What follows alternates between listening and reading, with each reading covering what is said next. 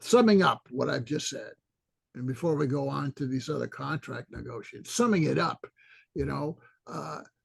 for 40 years, starting in the late 70s, employers put together a strategy to bring union labor to its knees. And it worked. It pretty much worked. Well, where does this come from? What do you mean the employers?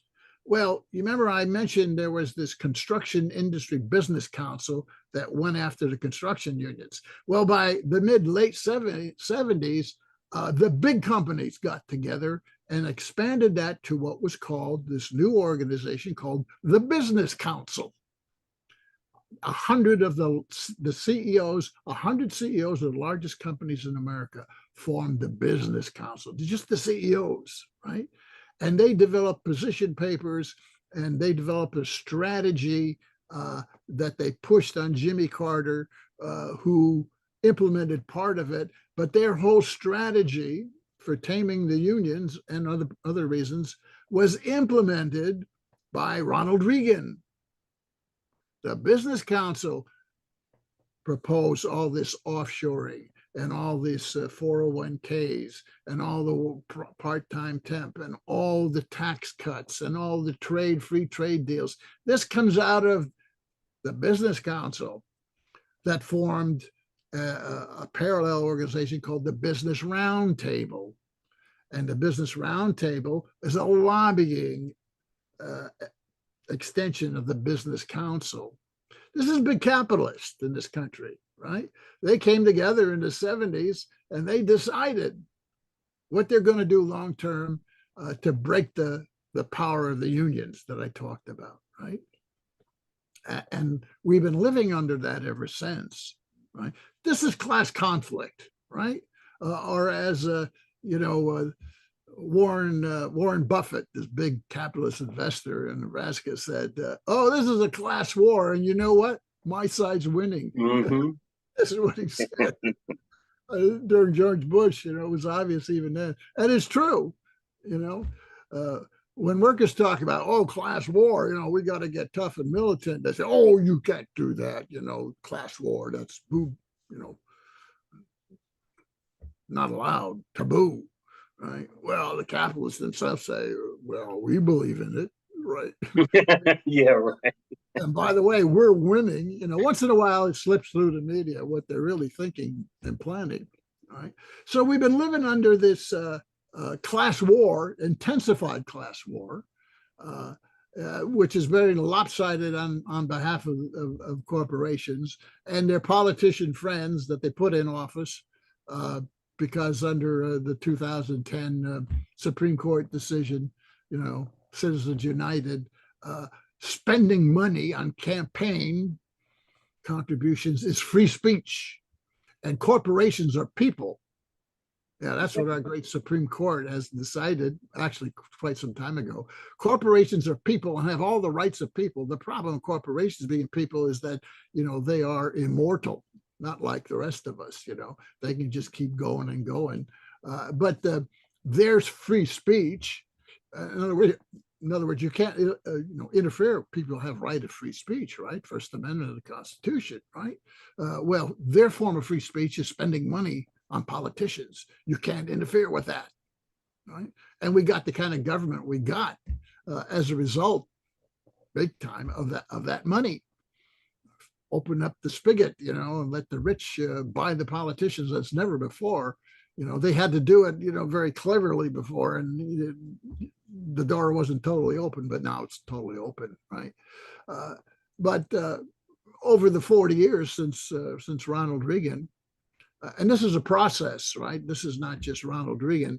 All these other Democrats have gone along with this, along the way, all the tax cuts for businesses and all the free trade, and let's gut pensions, and let's shift the cost of healthcare, and let's create 50 million people who are part-time temp workers in this country, and pay them less, pay them a lump sum even when they're in the contract, create two-tier, wage structures in the unions, and eliminate and further constrict the right to strike along the way. all these things are concession bargaining. Let's expand management's rights clauses in contracts. Let's reduce union rights and worker rights clauses in contracts.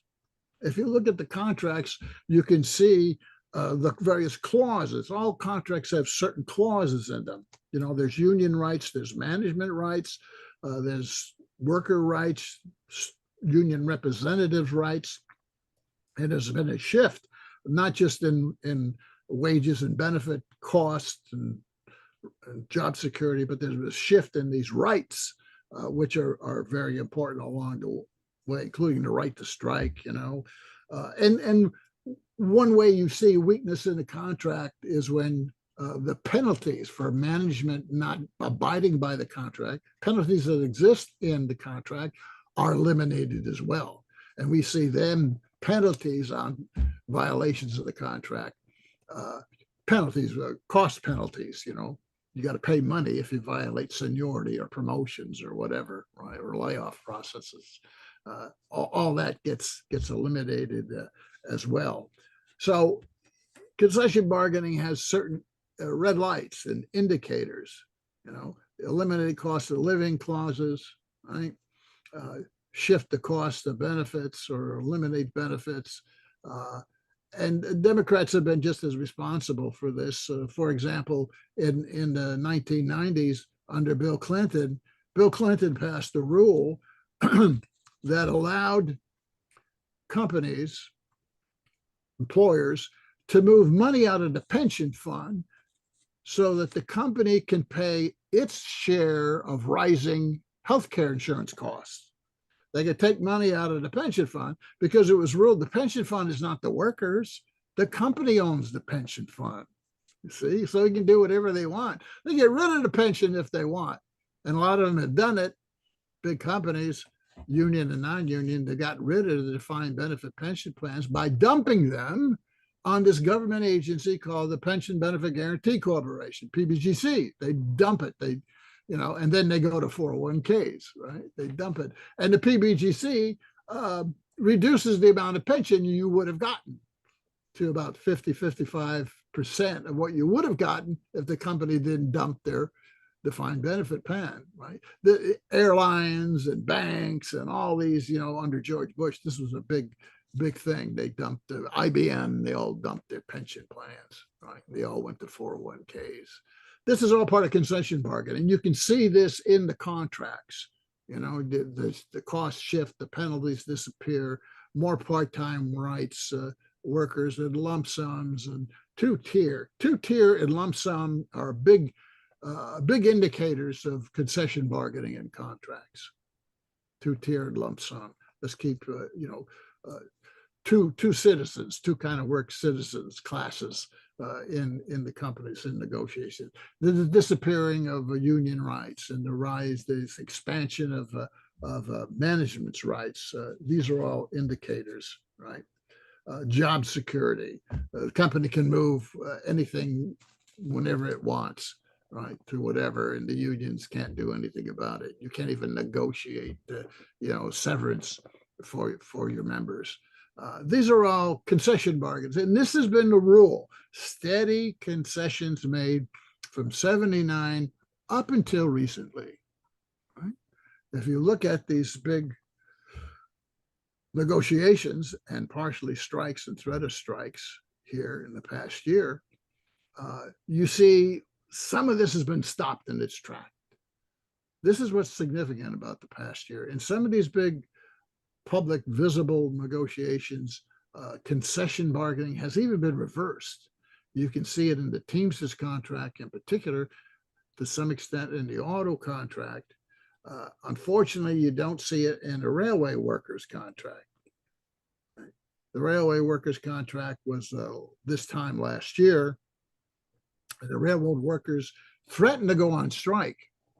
Nothing scares the capitalists more than a transport strike, because you couldn't shift transport offshore. You can't offshore transport, you see, just like you can't offshore government workers, but you can offshore manufacturing. And And that's what they did to break the manufacturing unions, right? But the Teamsters Union and the longshore workers, the dock workers, and the railroad workers, right? You can't offshore. And their power still exists. They've tried to control them by controlling their leadership, make sure that the union leadership in these industries is very compliant, and they did that for decades here in the Teamsters Union, and, also in other unions, East Coast Longshore and so forth, control the leadership, and you can work through them to keep the lid on your workers, right?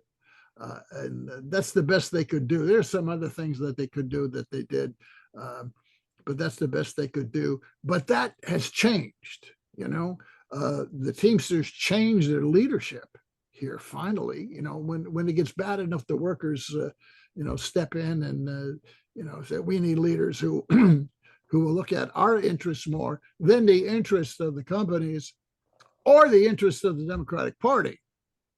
See, that's the problem. One of the big problems with unions and their weaknesses is that they are tied to the Democratic Party. And the Democratic Party doesn't want the unions to embarrass them, especially when there's an election, by going on strike. So the Democrat Party leadership leans on the top union leadership, says, hey, you don't want to strike. You don't want to strike. You'll embarrass us, and we won't be in office, and we can't throw you any crumbs after that.